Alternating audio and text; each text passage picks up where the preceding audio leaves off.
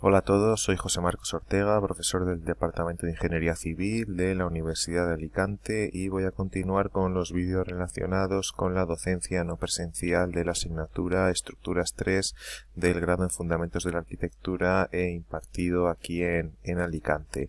En el vídeo anterior habíamos comenzado con el tema 3, estado límite de servicio de la asignatura, y concretamente estábamos explicando el estado límite de fisuración por tracción.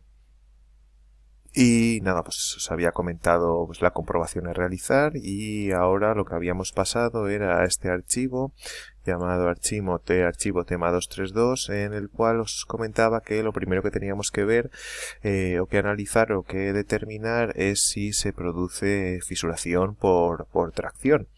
En ese caso, el primer paso es ver cuál es el momento característico correspondiente a la combinación cuasi permanente de acciones, y os había explicado pues, de dónde sacamos esta combinación cuasi permanente.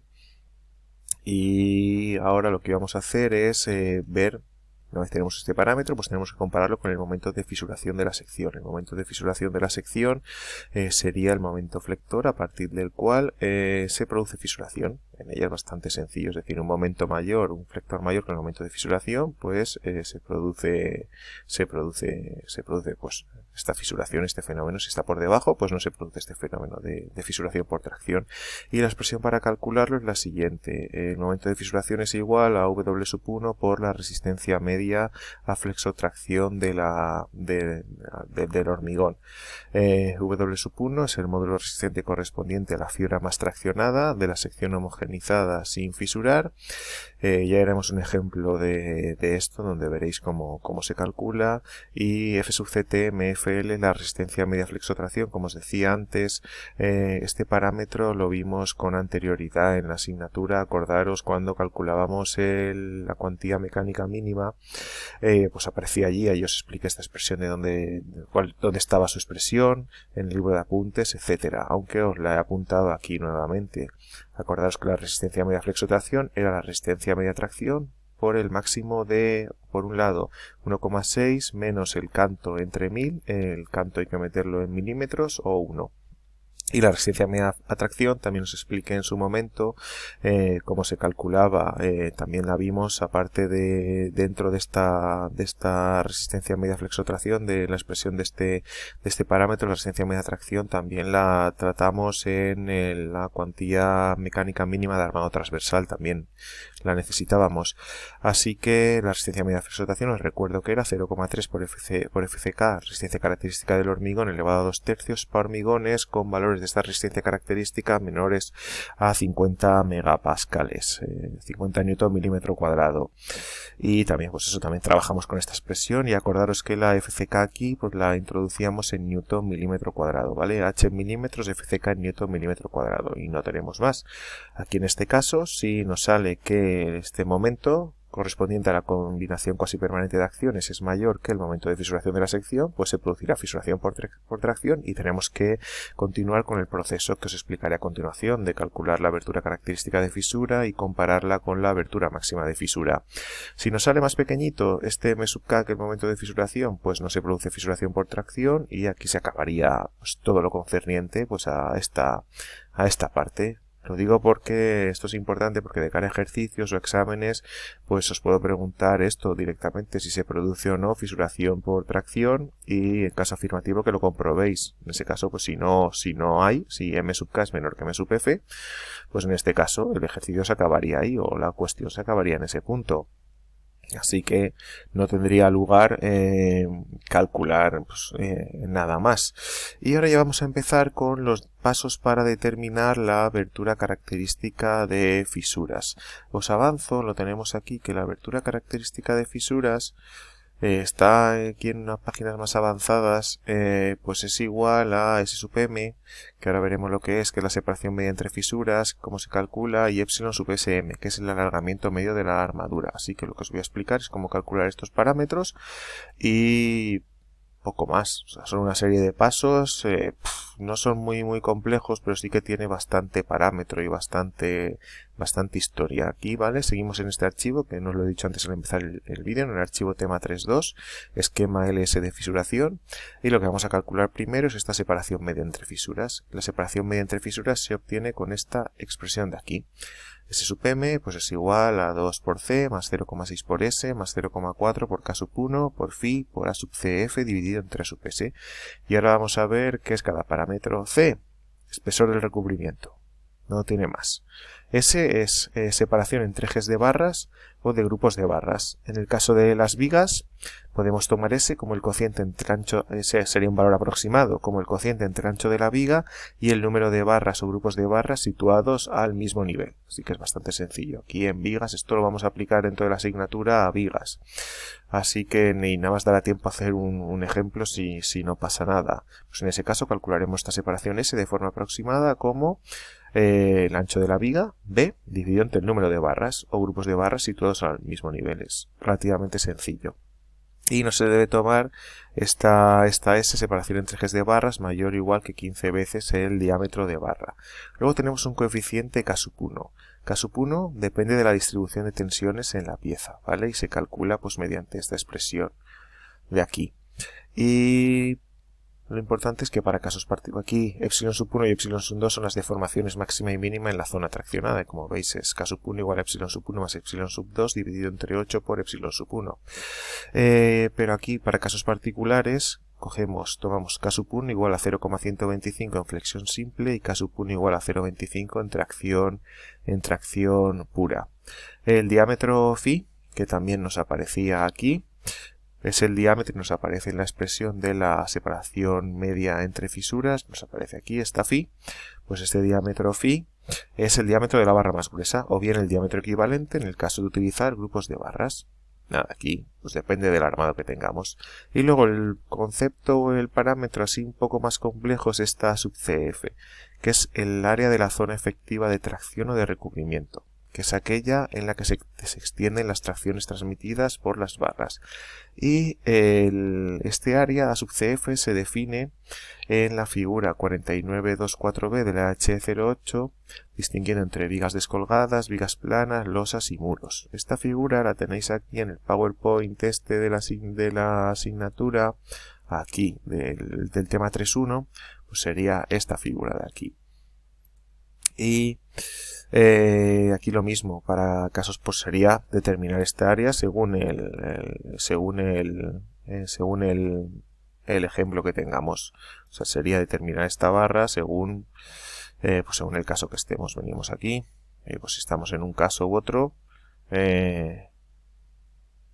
pues cogemos uno pues, que corresponda. Sería esta área rayada. Como veis, esta sub CF, pues esta área rayada y aquí lo mismo, ¿vale? No tiene más complejidad. Y luego, pues como casos particulares, pues de esta expresión tenemos los siguientes. Para vigas descolgadas o vigas de canto sometidas a un momento flector positivo, A sub F es el ancho B multiplicado por el recubrimiento mecánico más 7,5 veces el diámetro, y ha de ser menor o igual que B, que es el ancho, por H, que es el canto, entre 2. Esto, si nos vamos aquí a la figura, pues sería este caso de aquí, como veis. Como veis, el área de esta zona rayada, si hacemos aquí, lo ampliamos un poquito, si lo ampliamos, el área de esta zona rayada sub CF, como veis aquí, en este caso es B multiplicado por un lado, B por un lado, una dimensión, y la otra dimensión de este A sub CF es 7,5 phi más, este 7,5 empieza aquí, que coincidiría con el centro de la armadura traccionada, por lo tanto esta distancia desde aquí hasta el borde del elemento sería el recubrimiento mecánico de prima. Por lo tanto, un lado del área de este rectángulo que conforma el área es B y el otro lado sería 7,5 más D'. Por lo tanto, el área de A sub CF en este caso particular pues es el que os expreso aquí. B por D' más 7,5 el diámetro. ¿Vale? B multiplicado por 7,5 más D'. Es lo que tenemos aquí. No tiene mucha más complejidad. Y luego, pues otros casos, para vigas planas o secciones de muros, si la separación entre barras es inferior o igual a 15 veces el diámetro, pues se calcula así.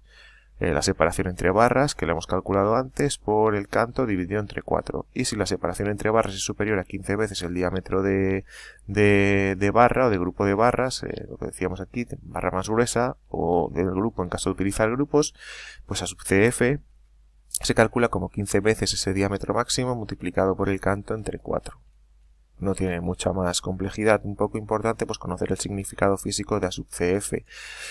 Para el resto de casos pues sería venirnos aquí, pues para este caso sería este de aquí correspondiente, y luego pues lo mismo para los demás. Y más cositas. Y teníamos una sub S también aquí en el esquema, teníamos en la fórmula, teníamos una sub S, que como os imaginaréis era un área de armadura, y concretamente pues es el área de las armaduras longitudinales situadas en el área A sub CF. Así que si nos volvemos aquí al dibujito, pues en este caso pues sería el área de estas barras longitudinales que tenemos aquí. Aquí en este otro dibujo, pues este área de las barras longitudinales que tenemos.